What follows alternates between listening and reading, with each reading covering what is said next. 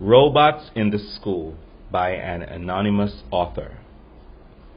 There were robots by the hundreds that had taken over school. They arrived here from the future when they needed to refuel.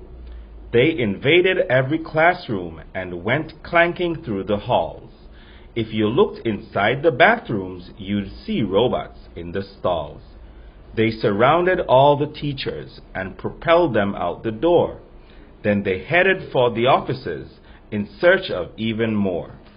They ejected the custodian and principal as well, plus the secretary, nurse, and all the other personnel.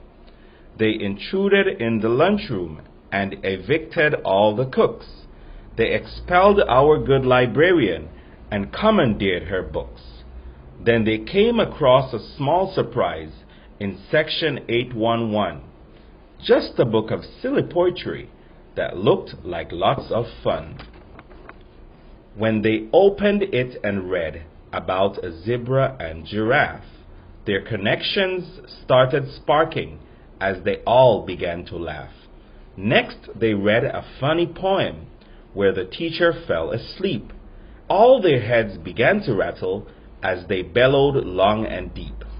When they read about the lunchroom and the stuff in Lost and Found, they began shake and wobble, and they crumpled to the ground. Then they read a final poem, and their circuits overloaded. They guffawed so uncontrollably that all their heads exploded. Now the school is back to normal. All the teachers have returned, and we're happy for the all-important lesson that we learned. There is nothing quite so powerful or mighty as the pen, and we're memorizing poetry in case they come again. Thank you for listening.